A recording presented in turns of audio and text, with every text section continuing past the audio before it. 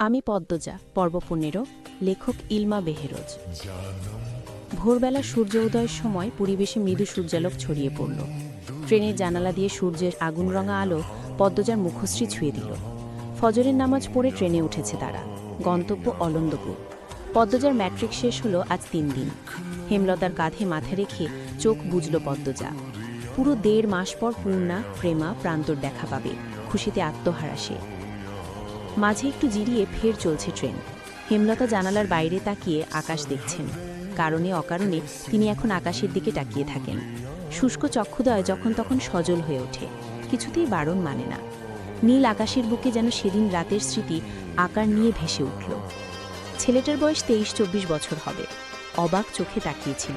দেখতে বেশ ভালো। হেমলতা পদ্মজাকে আড়াল করে কঠিন স্বরে প্রশ্ন করেন, কে তুমি? ছেলেটি হেমলতার কথার ধরনে বিব্রত বোধ করল। ইতস্তত করে বলল, মুহিব হোসেন। হেমলতার টনক নড়ল। তিনি সাবধানে জিজ্ঞাসা করলেন, বারেক হোসেন তোমার বাবা? মুহিব ভদ্রতার সহিত বলল, জি। হেমলতা কি যেন বলতে চেয়েছিলেন, বলতে পারলেন না। তার আগে মুহিব বলল, বিরক্ত করার জন্য দুঃখিত, আমি আসছি। এরপরই হন্তদন্ত হয়ে চলে গেল। সেদিন আর রাত জাগা হল না। ছাদ থেকে নেমে গেল তারা। গোপন বৈঠকে একবার বাধা পড়লে আর মন সায় দেয় না আলোচনা চালিয়ে যেতে। অনুভূতিগুলো ভোতা হয়ে যায়। এর পরদিন জানা গেল মুহিব তার পিতার সাথে রাগ করে ঢাকা ছেড়ে চাচার বাড়ি উঠেছে। এখনকার ছেলে মেয়েদের ক্ষমতা খুব। তারা খুব সহজ কারণে মা বাবার সাথে রাগ করে দূরে সরে যেতে পারে। হেমলতা অবজ্ঞায় কপাল কুঞ্চিত করতে সংকোচবোধ করলেন না। পরে অবশ্য বুঝেছেন মুহিব খুবই ভালো ছেলে, নম্র, ভদ্র, জ্ঞানী, মেধাবী ছাত্র, বিয়ে পড়ছে। সবচেয়ে ভালো গুণ হল মুহিবের নজর সৎ। হেমলতা চোখের দৃষ্টি চিনতে ভুল করেন না। ঠিক ১৭ দিন পর বারেক হোসেন ছেলেকে নিতে আসেন। যেদিন আসেন এর পরদিন রাতে হেমলতাকে প্রস্তাব দেন, মুহিবের বউ হিসাবে পদ্মজাকে নিতে চান। হেমলতা অবাক হন। মুহিব মনে মনে পদ্মজার উপর দুর্বল, অথচ বোঝা গেল না। নিঃসন্দেহে মুহিব পাত্র হিসাবে উপযুক্ত। মুহিবের বড় ২ ভাই মুমিন, রাজীব। দুজনই চাকরিজীবী। মুমিন বিয়ে করে বউকে ডাক্তারি পড়াচ্ছে। সমর্থনে আছে পুরো পরিবার। অতএব বোঝা গেল পরিবারের প্রতিটি মানুষের মস্তিষ্ক, ভাবনা উচ্চমানের। বারেক হোসেন বিয়ের প্রস্তাবের সাথে এটিও বলেছেন, আমার মেয়ে নেই, ছেলের বউরাই আমার মেয়ে। আপনার মেয়ের যতটুকু ইচ্ছে পড়বে, কোনো বাধা নেই। হেমলতা প্রস্তাব ফিরিয়ে দিলেন না। তিনি আনন্দ সহিতে জবাব দিলেন, পদ্মজা আইয়ে শেষ করুক, এরপরই না হয়। বারেক হোসেন হেসে বলেন, তাহলে এটাই কথা রইল। স্মৃতির পর্দা থেকে চোখ সরিয়ে নিলেন হেমলতা। গোপনে দীর্ঘশ্বাস ছাড়েন। গলাটা কাঁপছে, ঠোঁট শুকিয়ে কাঠ। ব্যাগ থেকে বোতল বের করে পানি পান করলেন। প্রেমা প্রান্ত বাড়ির বাইরে সড়কে পায়চারি করছে। পূর্ণা গেটের আড়াল থেকে বারবার উকি দিয়ে দূর রাস্তা দেখছে। মোর্শেদ হেমলতার পদ্মজাকে আনতে গঞ্জে সেই কখন গেল, এখনও আসছে না। পুরো ১.৫ মাস পর মা বোনের সাক্ষাৎ পাবে তারা। হৃৎপিণ্ড দ্রুত গতিতে চলছে। মিনিট ৫ পর কাঁচা সড়কের মোড়ে মোর্শেদের পাশে কালো বোরখা পরা দুজন মানুষকে দেখতে পেল তারা। পূর্ণার লাজ লজ্জা ভুলে আগে আগে ছুটে গেল। পিছনে প্রান্ত এবং প্রেমা। ছুটে এসে মা বোনকে একসাথে জড়িয়ে ধরে প্রবল কণ্ঠে কেঁদে উঠল পূর্ণা।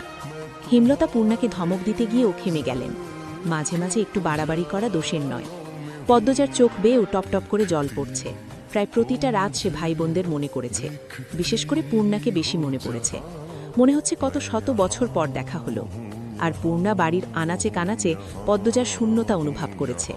সে অস্ত্রসিক্ত চোখ মেলে তাকালো পদ্মজার দিকে। এরপর আবার জড়িয়ে ধরে বলল, আপা, আমার এত আনন্দ হচ্ছে, এত আনন্দ কখনো হয় নাই। পদ্মজার কোমল হৃদয় পূর্ণার ভালোবাসা দেখে বিমোহিত হয়ে উঠল। সে স্নেহার্ধ কণ্ঠে বলল, আমার সোনা বোন, আর কাঁদিস না। পূর্ণা চোখের জল দ্রুত মুছল। প্রফুল্ল চিত্তে বলল, আপা, আমি তোমার পছন্দের চিংড়ি মাছ দিয়ে লতা রেঁধেছি। পদ্মজা অবাক চোখে তাকালো। হেমলতা প্রশান্তিদায়ক সুখ অনুভব করলেন, এক বোনের প্রতি আরেক বোনের নিঃস্বার্থ ভালোবাসা দেখে। পদ্মজা বাখাড়া হয়ে পূর্ণার ২ গালে চুমো দিল। মোর্শেদ দৃশ্যটি মুগ্ধ হয়ে দেখেন। এরপর তারা দেন, দেহ মাইয়াডির কারবার, মানুষ আইতাছে আর হেরা রাস্তায় কান্নাকাটি লাগাইছে, হাট সবাই হাট। খাওয়া দাওয়া শেষ করে ৪ ভাই বোন ঘাটে গিয়ে বসল। ১.৫ মাসে কি হলো না হলো সব পূর্ণা বলছে। প্রেমা পূর্ণার নামে বিচার দিল, প্রান্ত প্রেমার নামে বিচার দিল। প্রান্ত কেন বিচার দিল তা নিয়ে প্রেমা বাগবিতণ্ডা লাগিয়ে দিল। সেই কি কাণ্ড! দুজন তুমুল ঝগড়া লেগে গেল। এরপর দুজনই বিচার নিয়ে গেল হেমলতার কাছে। তখন পদ্মজা শুষ্ক কণ্ঠে পূর্ণাকে বলল, জানিস পূর্ণা, আম্মা আমার বিয়ে ঠিক করছে। পূর্ণা ভীষণ চমকালো, চমকিত কণ্ঠে জিজ্ঞাসা করল, কবে, কার সাথে? যে বাড়িতে ছিলাম ওই বাড়ির ছেলের সাথে, বিয়ে পড়ছে, আমার আইয়ে শেষ হলে বিয়ের তারিখ পড়বে। পূর্ণা আপা, আমার বিশ্বাস হচ্ছে না, আমার না ইচ্ছে তোমাকে অনেক পড়াবে, তোমার চাকরি হবে। পদ্মজা চুপ থাকল ক্ষণকাল, এরপর বলল, আম্মার কি যেন হয়েছে, পাল্টে গেছেন। কি রকম? আকাশের দিকে তাকিয়ে থাকেন, বেশিরভাগ কথা এড়িয়ে যান, আমার ভবিষ্যৎ নিয়ে আগের মতো আগ্রহ দেখান না, আমি কথা তুললে এড়িয়ে যান, গল্প করেন না, মানে আগের মতো নেই। কথাগুলো বলতে গিয়ে পদ্মজার গলা কিঞ্চিত কাঁপল। সে কি, সত্যি কিছু হয়েছে ওখানে?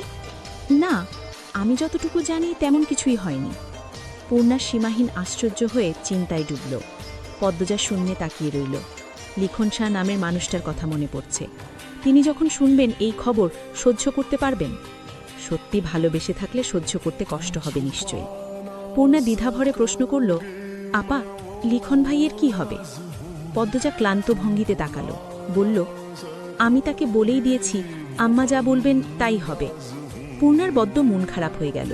তার আপার মতো সুন্দরীকে শুধুমাত্র লিখন শাহের পাশেই মানায়। কত স্বপ্ন দেখল সে লিখন শাহ এবং পদ্মজাকে নিয়ে, সব স্বপ্নে গুঁড়োবালি। সে কাতর কণ্ঠে বলল, লিখন ভাইয়ের সাথে তোর বিয়ে না হলে আমি কষ্ট পাব খুব। পদ্মজা বলল, আমি তো আম্মার কথার বাইরে যেতে পারবো না। পূর্ণা গলার স্বর খাদে এনে বলল, যদি লিখন ভাই রাজি করাতে পারে? পদ্মজা অবিশ্বাস্য দৃষ্টি নিয়ে তাকালো।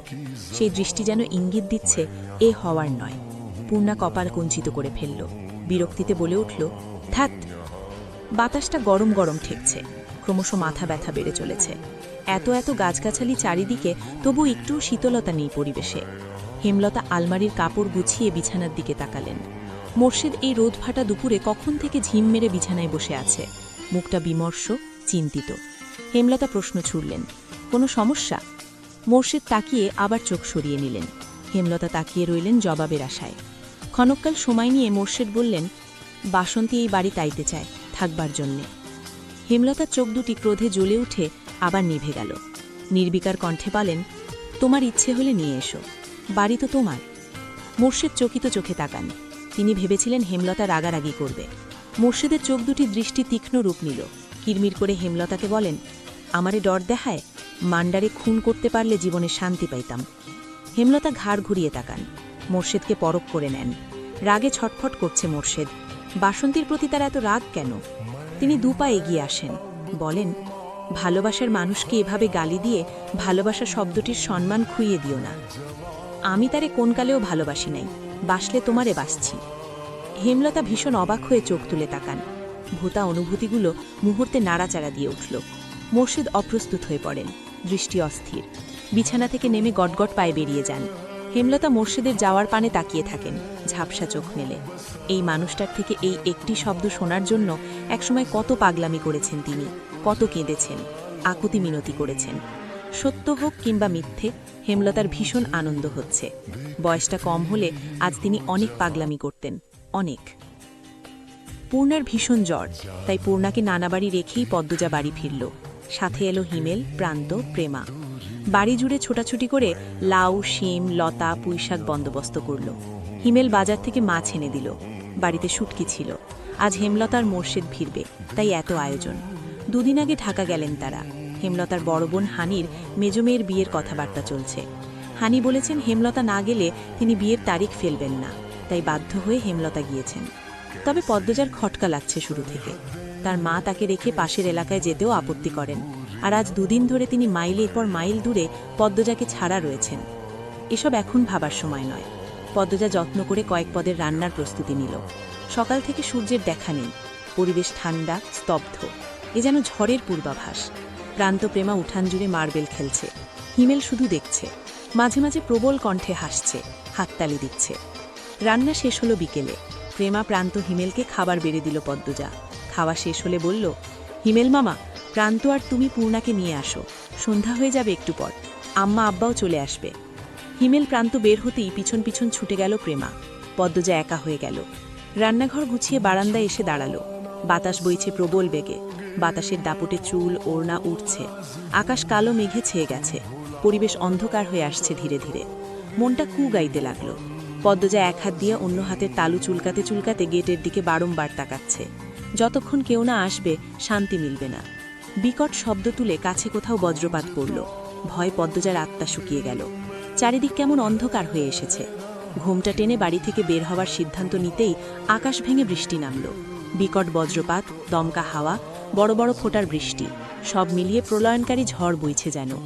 লাহারি ঘরের মাথার উপরে থাকা তালগাছ অবাধ্য বাতাসের তেজে একবার ডানে আরেকবার বামে ঝুঁকে পড়ছে। পদ্মজার গায়ের পশম দাঁড়িয়ে গেল ভয়ে। ছুটে গেল নিজের রুমে, বিছানার উপর কাচুমাচু হয়ে বসল। টিনের চালে ধুমধাম শব্দ হচ্ছে, বৃষ্টির বেগ বেড়ে চলেছে। এসব শব্দ ভেদ করে আরেকটি শব্দ কানে এলো। সদর ঘরে কিছু একটা পড়েছে। পদ্মজা ভয় পেয়ে গেল। পরপরই খুশিতে আওড়ালো, আম্মা আসছে। বিছানা থেকে নেমে হন্তদন্ত হয়ে সদর ঘরে আসলো। সদর ঘর অন্ধকারে তলিয়ে আছে। জানালা দিয়ে আসা ঈষৎ আলোয় পদ্মজা টের পেল একজন পুরুষের অবয়ব।